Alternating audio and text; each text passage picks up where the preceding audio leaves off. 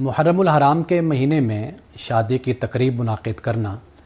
یہ کوئی دینی حوالے سے ممنوع یا حرام تو نہیں ہے،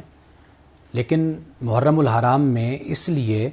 کسی خوشی کی تقریب کا انعقاد نہیں کیا جاتا کہ چونکہ اس ماہ میں حضرت امام حسین اور ان کے خانوادہ کی خاندان کی شہادت ہوئی تھی، تو احتراماً اور تعظیماً مسلمان اس مہینے میں کوئی شادی کی تقریب کا انعقاد نہیں کرتے۔ یہ ایسے ہی ہے کہ جیسے اگر ہمارے ہاں کسی کی وفات ہو جاتی ہے، کسی کا انتقال ہو جاتا ہے، تو ہم کسی قسم کی تقریب جو ہے جو خوشی کے حوالے سے ہوتی ہے یا نکاح کے حوالے سے ہم اس کا انعقاد نہیں کرتے۔ تو بعض چیزیں ایسی ہوتی ہیں کہ جن کا شریعت میں کوئی حرام اور حلال کا مسئلہ نہیں ہوتا، لیکن اسے تعظیماً اور احتراماً اس کو منعقد نہیں کیا جاتا۔ قرآن مجید جب ہم پڑھتے ہیں، قرآن مجید میں جو اہل جنت ہیں، مومنین ہیں، ان کے لیے سلام علیکم کے الفاظ آتے ہیں کہ تم پر سلامتی ہو۔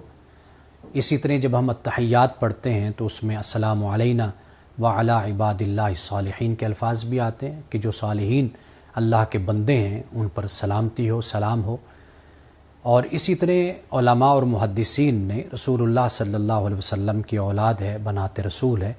ان کے لیے بھی علیہ السلام یا علیہ السلام کے الفاظ استعمال کیے ہیں۔ حضرت مریم کے لیے علیہ السلام کہا جاتا ہے، انبیاء علیہ السلام کے لیے بھی علیہ السلام کہا جاتا ہے۔ اسی طرح اگر صحابہ کرام ہیں، حضرت ابوبکر صدیق ہیں، حضرت عمر فاروق ہیں، حضرت عثمان ہیں، حضرت علی ہیں، ان سب کے لیے علیہم السلام، علیہ السلام استعمال کیا جا سکتا ہے۔ یہ ایک اعزاز ہے، یہ ایک احترام ہے، ایک محبت کا اظہار ہے، یہ ان کے مقام اور مرتبہ کا بیان ہے۔ اس میں کوئی ایسی تقسیم نہیں ہے کہ ہم یہ کہیں کہ یہ الفاظ تو خاص ہیں انبیاء اور رسول کے لیے اور یہ الفاظ خاص ہیں غیر نبی کے لیے۔ تو یہ ایک سلامتی کا، ایک رحمت بھیجنے کا طریقہ ہے جو ان پر سلامتی اور رحمت بھیجی جاتی ہے۔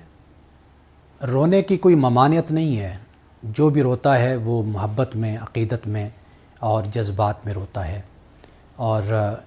بس یہ ہے کہ ان باتوں سے انسان کو بچنا چاہیے جن سے ہمیں روکا گیا ہے، یعنی گریبان کا پھاڑنا، بالوں کا نوچنا یا منہ سے ایسے الفاظ نکالنا کہ جو ناشکری یا بے صبری میں شامل ہوتے ہیں۔ اور اگر کوئی انسان روتا ہے، واضح بات ہے کہ کوئی اگر روتا ہے تو وہ بے قابو ہو کر روتا ہے، یعنی اسے اپنے جذبات پہ، اپنی محبت اور عقیدت پہ کنٹرول نہیں ہوتا، وہ کسی شخصیت کی محبت میں آنسو بہاتا ہے۔ تو ایسے رونے پہ دین میں کوئی پابندی نہیں ہے۔ 9 اور 10 محرم کا روزہ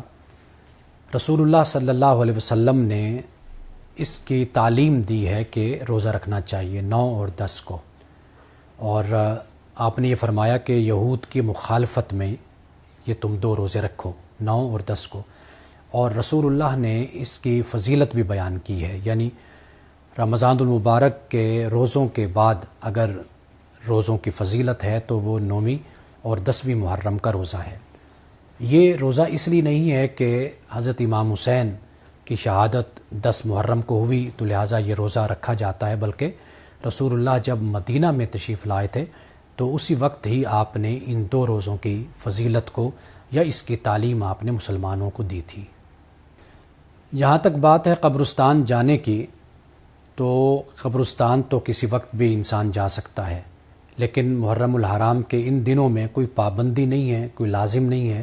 اور نہ ہی رسول اللہ صلی اللہ علیہ وسلم سے ثابت ہے کہ ان دنوں میں قبرستان جایا جائے۔ لیکن اگر کوئی جاتا ہے تو بس ممانعت اس بات کی ہے کہ کوئی ایسی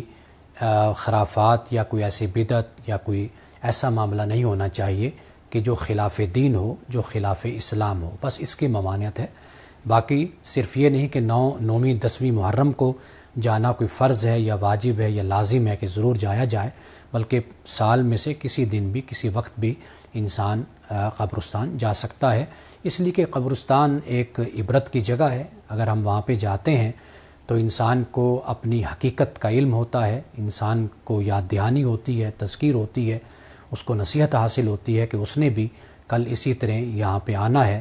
اور اللہ کی بارگاہ میں اس کی حاضری بھی ہے، اور اس کا جو انجام ہے اور جو اس کی زندگی کا اختتام ہے وہ یہ ہے۔ اندازہ کیجئے کہ محرم الحرام کا مہینہ یہ وہ مہینہ ہے کہ جو محترم مہینوں میں سے ایک مہینہ ہے، کہ یعنی جس مہینے میں جنگ، قتال، لڑائی جھگڑا یہ منع ہے، کہ اس مہینے میں لڑائی اور جنگ نہیں کی جاتی بلکہ حرام ہے۔ تو اسی مہینے میں مسلمانوں کے باہمی اختلافات جو ان سے ہیں وہ ابھر کر سامنے آتے ہیں۔ ایک وقت وہ بھی تھا کہ جب محرم الحرام میں 9ویں یا 10ویں میں جب جلوس نکلا کرتا تھا تو جو اہل سنت عوام ہوتی تھی وہ راستے میں اپنے شرکاء کو، جو جلوس کے شرکاء ہوتے تھے، ان کے لیے پانی کا انتظام کرتے تھے، ان کو پانی پلاتے تھے۔ اسی طرح جب اہل سنت جب وہ ربیع الاول کے مہینے میں جلوس نکالتے تھے تو جو اہل تشیع تھے وہ ان کے لیے انتظام کرتے تھے۔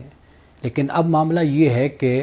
اب محرم الحرام کے مہینے میں اب ایک دوسرے کے لیے پانی پینے کا، پلانے کا یا سبیل لگانے کا انتظام کرنے کے بجائے اب ایک دوسرے پر گولیاں برسائی جاتی ہیں، ایک دوسرے پر پتھر برسائے جاتے ہیں، ایک دوسرے کو زخمی کیا جاتا ہے۔ تو ہم آہنگی پیدا کرنے کے لیے ہمیں ایک کلچر پیدا کرنا ہوگا۔ وہ کلچر یہ ہے کہ ہم اگر کوئی شخص ہم سے اختلاف رکھتا ہے، ہمارے فرقے سے، ہمارے مسلک سے، تو اس کے اس اختلاف کو توہین میں ہمیں شمار نہیں کرنا چاہیے، یعنی اسے توہین خیال نہیں کرنا چاہیے، بلکہ وہ اس کی اپنی ایک رائے ہے۔ اور اگر ہم کسی دوسرے مسلک سے یا دوسرے فرقے سے اختلاف رکھتے ہیں تو اس اختلاف میں بھی دلیل کو ہمیشہ مد نظر رکھیں اور احترام کے ساتھ اور پوری تعظیم کے ساتھ ہم اپنا اختلاف جو ہے وہ پیش کرتے ہیں۔ اور ہمارے ہاں بدقسمتی یہ ہوئی ہے کہ ہم نے ایک دوسرے کے مسلک سے اختلاف کرنے کو ہی در حقیقت ہم نے توہین مذہب قرار دے لیا ہے، کہ یہ توہین مذہب ہے کہ اگر میں دوسرے مسلک کے کسی عمل سے، کسی فعل سے، کسی نظریے سے یا کسی مسئلے سے اختلاف کرتا ہوں تو یہ میرا عمل غلط قرار پاتا ہے۔ حالانکہ ایسا نہیں ہے، اختلاف کے باوجود بھی ہم آہنگی کے ساتھ اور صبر اور برداشت کے ساتھ ہم ایک دوسرے کے ساتھ چل سکتے ہیں۔ اور سب سے افسوسناک جو بات ہے وہ یہ ہے کہ محرم الحرام کے مہینے میں علماء کو بلایا جاتا ہے، یعنی اہل تشیع کے علماء کو بھی اور اہل تسنن کے علماء کو بھی بلایا جاتا ہے، اور بلانے والے حکومت کے، سرکار کے جو نمائندہ ہوتے ہیں، افسران ہوتے ہیں، حکام ہوتے ہیں، وہ بلاتے ہیں علماء کو اور ان کو اس بات کی تعلیم اور تلقین کرتے ہیں کہ آپ کوشش کیجئے کہ معاشرے میں ہم آہنگی ہو۔ حالانکہ یہ کام ہے ہی علماء کا، یہ کام ہے ہی مذہبی طبقے کا کہ وہ معاشرے میں ہم آہنگی کو رواج دے اور معاشرے میں ٹالرنس کو رواج دے۔ یہ کام وہ لوگ کرتے ہیں یا وہ لوگ تعلیم دیتے ہیں جو غیر مذہبی ہوتے ہیں، یعنی غیر عالم ہوتے ہیں۔ وہ علماء کو بلا کر اس بات کی تلقین کرتے ہیں کہ آپ معاشرے میں برائے مہربانی فرقہ واریت کو مت پھیلائیں، بلکہ اتحاد کے ساتھ ایک دوسرے سے محبت کے ساتھ آپ چلیں۔ تو یہ بھی ایک افسوسناک بات ہے کہ یہ جو قدم ہے یہ علماء کی طرف سے اٹھنا چاہیے تھا، یہ قدم حکام بالا یا افسران کی طرف سے اٹھتا ہے کہ وہ علماء کو بلا کر اجلاس کرتے ہیں، امن کمیٹی قائم کرتے ہیں کہ تاکہ معاشرے میں امن اور سکون رہے۔